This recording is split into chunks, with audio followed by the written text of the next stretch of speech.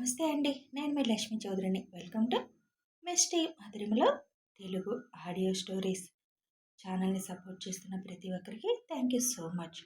మనసా స్మరమే పార్ట్ 84తో మీ ముందుకు వచ్చేసాను. కథలోకి వెళ్ళే ముందు వీడియోకి లైక్స్ హైప్స్ చేయడం మర్చిపోకండి యార్. ఇక మనం ఆలస్యం చేయకుండా కథలోకి వెళ్ళిపోదాం. అవని గట్టిగా అరిచేసరికి బయటికి వచ్చిన అను, ఏమైంది, ఎందుకు అలా అరిచా అని అడుగుతుంది. నీ కోడలు పోతుందంట, చూసుకో అని అక్కడి నుంచి వెళ్ళిపోతుంది అవని. ఇప్పుడు ఏమైంది పారు, ఎందుకు నువ్వు అంత ఓవర్ రియాక్ట్ అవుతున్నావు అని అడుగుతారు అను. మరేం చేయమంటారు అత్తయ్య, ఎంత ప్రయత్నం చేసినా అసలు పెళ్లి చేసుకోవాలన్న ఆలోచన దానికి రావడం లేదు.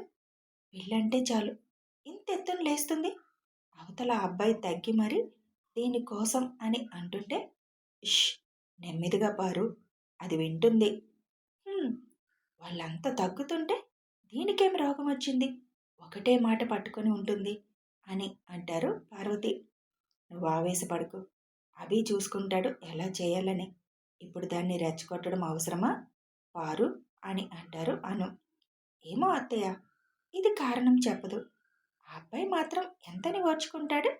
ఆ అబ్బాయికి ఇంక పనులేమీ లేవా దీని గురించి ఆలోచిస్తూ కూర్చోడానికి అని అంటారు పార్వతి. సహనానికి కూడా ఒక హద్దు ఉంటుంది కదా అత్తయ్య. అవికి తెలుసు ఏం చేయాలని. ఒకవేళ ఇది చెప్పకపోతే తాళి కడతాడు తప్ప తను వదులుకోడు నీ కూతుర్ని. నువ్వు కంగారు పడి పిచ్చి మాటలు మాట్లాడకపోరు అని కోపంగా అంటారు అను. సరే అత్తయ్య, ఇంకనలే అని కిచెన్లోకి వెళ్తారు. భగవంతుడా, తొందరగా దాని మనసులో మాట బయటకు వచ్చేలా చూడు స్వామి అని అనుకుంటూ దేవుణ్ణి తలుచుకుంటుంది అను. లోపలికి వెళ్ళిన అవని, పోతుందంట, అసలు ఎలా అంటుంది ఆ మాట? ప్రతి వారికి ఇదొక అలవాటైపోయింది. చస్తాను అని బెదిరించడం, టైం వస్తే అందరం పోవాల్సిందే అని అనుకుంటూ బాల్కనీలో కూర్చొని, అసలు అలా పోవాలి అంటే నేను కదా పోవాలి. మనసుకు నచ్చిన వారు ఎదురుగా ఉన్నా అతని ప్రేమంతా నాకే అని తెలుస్తున్నా అది అందుకోలేక, దూరంగా ఉండలేక నరకం చూస్తున్న నేనేమనుకోవాలి? పెళ్ళి పెళ్ళి అంటారు. ఏ, నాకు మాత్రం ఉండదా పెళ్ళి చేసుకోవాలని, భర్తతో ఉండాలని? నేను ఆడపిల్లనే, నాకు అన్ని కోరికలు ఉంటాయి. కానీ అన్నిటినీ చంపుకొని బతకాలని అనుకోవడం ఎంత నరకంగా ఉంటుంది మీకు ఎలా చెప్పనమ్మా. అటు చూస్తే ఆఫీసర్ నా కోసం ఎదురు చూస్తూ ఉన్నారు. నేను అనుకొని ఫేక్ అమ్మాయిని పెళ్లి చేసుకోవడానికి రెడీ అవుతున్నారు. ఆఫీసర్కి తనను ఎలా దూరం చేయాలో అర్థం కావడం లేదు. ఇటు చూస్తే మీరు పెళ్ళి అని గోల. ఏంటో ఇవన్నీ వదిలేసి ఎటన్నా పారిపోవాలని అనిపిస్తుంది. కానీ అది కూడా నా చేతుల్లో లేదు అని అక్కడే కూర్చొని ఆలోచిస్తూ ఉంటుంది. అభి ఫ్రెష్ అయ్యి వచ్చి ఫోన్ చూసుకునేసరికి అను గారి మిస్డ్ కాల్ ఉంటుంది. ఫోన్ చేద్దాం అనుకునేసరికి సుచిత్ర పిలుస్తారు. డిన్నర్ చేసి వచ్చి చేద్దాం అని అక్కడే ఫోన్ వదిలేసి వెళ్ళిపోతాడు అభి. అవనికి మైండ్ మనసు అంతా పిచ్చిగా ఉండి అభితో మాట్లాడాలని మనసు ఊగుతుంది. వారం నుంచి అభి దూరం పెట్టడం అంతా చాలా స్ట్రెస్ తీసుకుంటుంది అవని. ఇప్పుడున్న మానసిక స్థితికి సార్తో మాట్లాడితే కొంచెం ఫ్రీ అవుతానే, ఏదో ఒక వంక చెప్పొచ్చు అని ఫోన్ చేస్తుంది. కానీ అభి కింద ఉండడం ఫోన్ చూసుకోడు. 2 సార్లు చేసినా అభి ఫోన్ ఎత్తకపోయేసరికి అంత దగ్గరగా వచ్చి మళ్ళీ ఒక్కసారే అంత దూరం పెట్టేశారేంటి సార్, ఫోన్ కూడా లిఫ్ట్ చేయడం లేదు, అంత కాని దానిని అయిపోయానా అని అనుకుంటుంది. నువ్వెప్పుడు దగ్గరయ్యావని, ఇప్పుడు దూరం అయ్యానని బాధపడ్డానికని అంతరాత్మ ప్రశ్నిస్తుంది. ఎందుకు అవ్వలేదు దగ్గరగా? లవర్ అన్నాడు, ఫ్రెండ్ అన్నాడు, కవ్వించాడు మాటలతో, ఒక్కసారే మళ్ళీ దూరం పెట్టేశాడు. నేనా అదంతా చేయమన్నాను? నా పాటికి నేనేదో బతుకుతుంటే ఎందుకు ఇదంతా చేశారు? మరి నువ్వెందుకు ఒప్పుకున్నావు అదంతా చేయడానికి? సమాధానం లేదు. సమాధానం లేదు కదా నీ దగ్గర, ఎందుకంటే అతనికి దగ్గర ఉండడం నీకు ఇష్టం. అందుకే నువ్వు అంత దగ్గరగా వెళ్ళావు. మరి నీ సమస్య ఏంటో చెప్తే అతను అర్థం చేసుకోడా? నువ్వెంత తప్పుగా ఆలోచిస్తున్నావో తెలుసా అవని? నువ్వని చెప్పకుండా ఎవరో అమ్మాయి నీ స్థానంలో ఉంటే నువ్వు నోరు మూసుకొని ఉన్నావు. నువ్వు నిజంగా ఆ అమ్మాయిని అతని జీవితంలో నుంచి వెళ్ళగొట్టాలి అని అనుకుంటే ముందు నిజం చెప్పు. తర్వాత నీకు అతన్ని పెళ్లి చేసుకునే ఉద్దేశం లేదని చెప్పు. అంతేకాని నువ్వు నిజం దాచి ఏదో అందరినీ ఉద్ధరిస్తున్నావు అనుకుంటున్నావు, కానీ దానివల్ల అభి జీవితంలోకి ఒక మోసగత్తె వస్తుంది. అది అభికి తెలిసిన రోజు ఎంత బాధపడతాడో తెలుసా? అందుకే ముందు ధైర్యంగా నిజం చెప్పు. తర్వాత సంగతి తర్వాత అని చెప్పి అంతరాత్మ మాయమవుతుంది. నిజం చెప్తే ఆయన నన్ను వదులుకోరు. నన్నే కావాలి అంటారు. అందుకే కదా చెప్పండి అనుకుంటూ ఉండగా లోపలే ఉన్న అనుగారు ఫోన్ మోగుతుంది. అభి డిన్నర్ చేసొచ్చి ఫోన్ చూసేసరికి అవని మిస్డ్ కాల్స్ కూడా ఉండేసరికి ఎందుకో అనుమానం వస్తుంది. ఏమైనా అయ్యిందా అని ఆలోచన కూడా వస్తుంది. కానీ అలా అయితే అమ్మమ్మ ఆపకుండా చేసేవారు కదా అని ముందు అమ్మమ్మకి చేస్తే మ్యాటర్ ఏంటో తెలుస్తుంది అని అనుగారు ఫోన్కి చేస్తాడు. అది లోపలే ఉండడంతో అవని వింటుంది. ఈ నాని ఫోన్కి ఈ మధ్య ఖాళీ ఉండడం లేదు. ఈ టైంలో ఎవరు అనుకుంటూ లోపలికి వస్తుంది అవని. ఫోన్ వైపు అడుగులు వేస్తుంది. ఇంకొక 2 అడుగుల్లో చేరుతుందనగా జెట్ స్పీడ్లో వచ్చి తప్పుకో అని అనుగారు అవనిని ఒక్క తోపు తోసి ఫోన్ చేతిలోకి తీసుకొని కట్ చేస్తారు. అనుగారు తోసిన తోపుకి వెళ్ళి బెడ్ పైన పడుతుంది అవని. అనుగారి వైపు చిరుకోపంగా చూస్తూ, ఎందుకంత తొందర? పడ్డావంటే నడుము విరుగుతుంది. అప్పుడు మంచానికి పరిమితమవుతావు. అయినా ఎవరు ఏంటి ఫోన్ చేసింది? హా, నా బాయ్ ఫ్రెండ్ అని చెప్తారు అను. డౌట్ లేదు, మీరందరూ కలిసి నన్ను తొందరలోనే మెంటల్ హాస్పిటల్కి పంపిస్తారు అని అంటుంది అవని. నువ్వెందుకు వెళ్తావు? నీ తిక్కకు పిచ్చి లేచి మేం కదా వెళ్తాం అంటారు అను. ఫోన్ ఎందుకు మాట్లాడకుండా కట్ చేసావు అని అడుగుతుంది. మాకు మాకు బోల్డ్ సీక్రెట్స్ ఉంటాయి, నీ ముందు ఎలా మాట్లాడతామో. అబ్బో, అంత సీక్రెట్స్ ఏముంటాయో? ఏవో ఉంటాయిలే, నీకెందుకు? వెళ్ళు, వెళ్ళి భోజనం చేసిరా. వెళ్తున్నానులే, నువ్వు మాట్లాడుకో. వాడెవడో కానీ నీ సలహాలు తీసుకుంటే సన్యాసంలోకి వెళ్తాడు త్వరలో అని గొనుక్కుంటూ బయటికి వెళ్ళిపోతుంది. అమ్మ, చిటికలో తప్పింది ప్రమాదం. చూసుంటే ఈ రాత్రంతా కచేరీ పెట్టేది అని అనుకొని అభికి కాల్ చేస్తుంది అనుగారు. అనుగారు ఫోన్ కట్ చేసిన దగ్గర నుంచి ఏమైంది అని ఆలోచిస్తూ ఉండగా ఫోన్ మోగుతుంది. ఫోన్ లిఫ్ట్ చేయగానే అమ్మమ్మ అంతా ఓకేనా అని అడుగుతాడు. అభి గొంతులో కంగారు చూసి, ఏమైంది అభి? అంతా బాగానే ఉంది ఇక్కడ అంటుంది. మీరు చేశారు, అవని చేసింది. అది ఇంతవరకు నాకు చేయలేదు. తనంతట తాను చేసిందంటే ఏమైందో అని చిన్న కంగారమ్మమ్మ. ఏంటి, అవని చేసిందా? అయితే నీ రాయి కరగడం స్టార్ట్ అయింది అభి అని అంటారు అను. నాకు నమ్మకం లేదమ్మమ్మ. కొన్ని కొన్ని నమ్మాలి అభి, తప్పదు. మీరు చెప్తే నమ్మాలి, తప్పదు. ఇంతకీ ఎందుకు చేసిందో? ఇంట్లో చిన్న ఆర్గ్యూ అయ్యింది, అందుకే. నీ గొంతు విని తన మనసుకి స్వాంతన చేకూర్చుకోవడానికి చేసుంటుంది. ఏమైందమ్మమ్మా? ఏముంది, ఎప్పుడూ ఉండేదే. దాని పెళ్లి గురించి వాళ్ళమ్మ పడే కంగారు. వారం నుంచి నువ్వు మాట్లాడకపోయినా అలాగే ఉందిగా. పార్వతికి అసలే భయం ఎక్కువ. ఎక్కడ నీకు అవని మీద కోపం వచ్చి చిరాకొచ్చి అవనిని వద్దు అంటావని భయం. అదంటే నా ప్రాణం. దానిని వదలడం అంటే నా ప్రాణాన్ని నేను వదలడం అమ్మమ్మ. తెలుసబి, కానీ తల్లికుండే భయం ఉంటుంది కదా. మామూలుగా అయితే పెళ్ళికి అప్పుడే దానిని అస్సలు తొందర పెట్టేవాళ్ళం కాదు. అంత వయసు కూడా కాదు. కానీ జరిగింది తెలుసు కదా. అది ఎక్కడ పెళ్ళి వద్దని కూర్చుంటుందని భయంతో ఎంత తొందరపడడం అబి, అది దానికి అర్థం కాదు. వాళ్ళ అమ్మ భయంతో చస్తాను అనే వరకు వెళ్ళింది. అవనికి బాధ వేసింది అది విని. నేను చూసుకుంటానన్నాను కదా అమ్మమ్మ.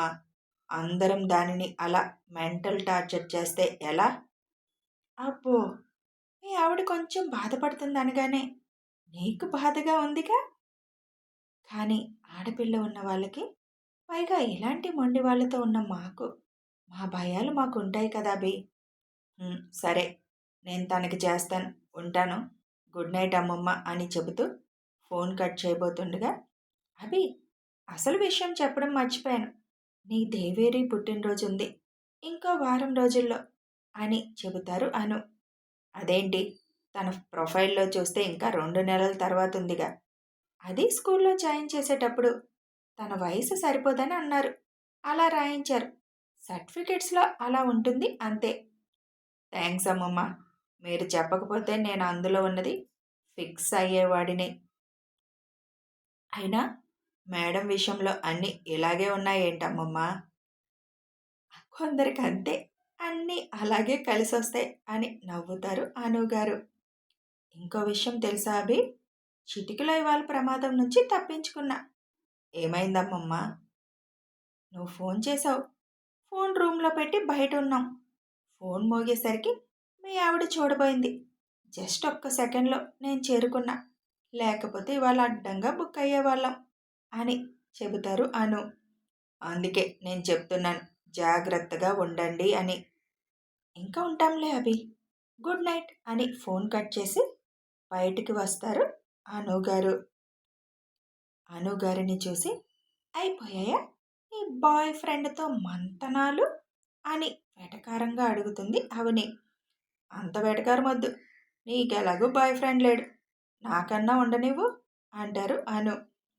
ఒక్కరు కాకపోతే 100 మందిని చేసుకో బాయ్ ఫ్రెండ్గా, నాకేం నష్టం లేదు అంటుంది అవని. నీకెందుకు ఉంటుంది? నీకు అసలు ఆ గ్రంథులన్నీ మూసుకుపోయాయి.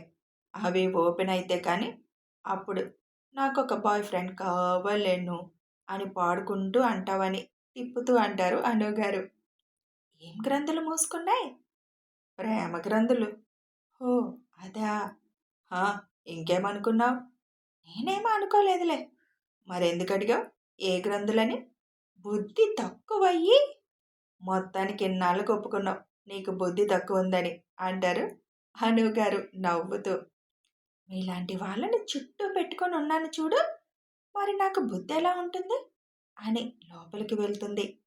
అవని లోపలికి వెళ్ళేసరికి అవని ఫోన్ మోగుతుంది. వెంటనే పరుగున వెళ్ళి అభి చేశాడనుకొని ఫోన్ చేతిలోకి తీసుకొని చూస్తుంది. కానీ లావణ్య నుంచి ఫోన్ అవడంతో లిఫ్ట్ చేయాలనిపించకపోయినా తప్పక లిఫ్ట్ చేసి మాట్లాడుతుంది. కాసేపు పార్టీ గురించి లావణ్య అవని బుర్ర తినేసి అప్పుడు ఫోన్ కట్ చేస్తుంది. సార్, కనీసం మిస్డ్ కాల్స్ చూసి కూడా చేయలేదు అంటే అంత కోపం ఉందా నా మీద? ఒక పక్క నా మీద ఉన్న ప్రేమకి సంతోషంగా ఉన్న ఒక ఫేక్ పాపని నేను అనుకొని నమ్ముతున్నారు అని బాధగా ఉంది. ఎలా తన నుంచి అభిసర్ని బయటకు తీసుకురావాలి అని అనుకుని ఫోన్ చేయొచ్చు కదా సార్ ఒకసారి అని అనుకుంటుంది. అప్పుడే అభి దగ్గర నుంచి ఫోన్ వస్తుంది. ముందు ఎత్తకూడదని అనుకుంటుంది. కానీ ఉండలేక ఆన్ చేసి చెవి దగ్గర పెట్టుకుంటుంది. ఫోన్ లిఫ్ట్ చేసి హలో కూడా అనకుండా చెవి దగ్గర పెట్టుకుంది. రాక్షసి, చెబుతా అనుకుంటూ ఫోన్ లిఫ్ట్ చేసి హలో అనడం కనీసం మేనర్స్ అంటాడు అభి. సారీ అంటుంది అవని. నీకు ఇది అలవాటే కదా అన్నిటికీ సారీ చెప్పడం. ఎందుకు అన్నిసార్లు ఫోన్ చేశావు అని అడుగుతాడు. అది రేపు అరేంజ్మెంట్స్ గురించి కొన్ని డౌట్స్ ఉన్నాయి, అందుకే చేశాను అని మెల్లిగా అంటుంది. అవని గొంతులో డల్నెస్ తెలిసి సౌమ్యంగా అవని అని గొంతులో మొత్తం ప్రేమని నింపుకొని పిలుస్తాడు. ఆ పిలుపుకి కళ్ళల్లో నీళ్ళొస్తాయి అవనికి. వాటి కోసమైతే నువ్వు వినయ్కి చేయవని, వాటి గురించి నాకు పెద్దగా తెలీదు అని చెబుతాడు అభి. Okay sir. ఇంకేమైనా అడగాలా అని అడుగుతాడు. నా మీద ఇంకా కోపం పోలేదా సార్? నాకెందుకు నీ మీద కోపం అవని? అదే, మీ ప్రాణానికి ఫోన్ చేసి మాట్లాడానని. నువ్వేదో నా మంచి కోసం ఆలోచించి తిక్క పని చేసావు, దానికెందుకు కోపం అని నవ్వుతూ అంటాడు. మరెందుకు నాతో ఇంతకు ముందులా ఉండడం లేదు? నువ్వు ఇబ్బంది పడతావని అవని అయినా మన ఇద్దరం బాస్ అండ్ ఎంప్లాయ్ లాగా ఉంటేనే కదా మంచిది. అవని సైలెంట్గా ఉంటుంది. సరే, నాకు కొంచెం వర్క్ ఉంది. పైగా నా బంగారం ఫోన్ చేసే టైం అయ్యింది. ఫోన్ ఎంగేజ్లో ఉంటే మళ్ళీ నీతో మాట్లాడుతున్నా అనుకుంటుంది. అసలే నువ్వు చేసిన పని వల్ల నా మీద కోపంగా ఉంది. రోజుకో గొడవ. ఉంటాను అని ఫోన్ కట్ చేస్తాడు అభి. ఆవిడ గారు ఫోన్ చేస్తుందని నా ఫోన్ కట్ చేస్తారెందుకు? కాసేపు మాట్లాడొచ్చు కదా! మాట్లాడితే ఆవిడ గారికి తిక్క తీరేది. ఎలా సార్ తన నుండి మిమ్మల్ని బయటపడేయడం అని ఆలోచిస్తూ అక్కడే కూర్చుంటుంది. లోపలికి వచ్చిన అను అలా చుక్కల్ని చూస్తూ బతికే. ఈ టైంకి బాయ్ ఫ్రెండ్తో చాటింగ్ చేయడంలోనో లేక కబుర్లు చెప్పుకోవడంలో బిజీగా ఉంటారు నీ వయసు వాళ్ళు. నువ్వు మాత్రం ఇలా ఏకాకిలా కూర్చొని చెక్క భజన చేసుకో అని ఫోన్లో పాటలు ఆన్ చేస్తారు. నేనొక ప్రేమ పిపాసిని, నీవొక ఆశ్రమవాసివి. నా దాహం తీరనిది, నీ హృదయం కదలనిది.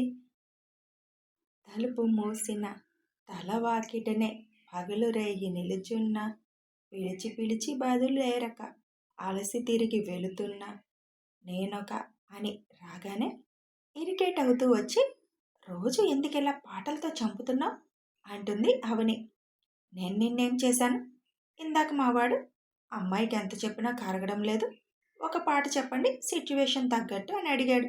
ఇది చెప్పాను. నాకు కూడా వినాలనిపించింది, వింటున్నాను. మధ్యలో నీకు నొప్పేంటి?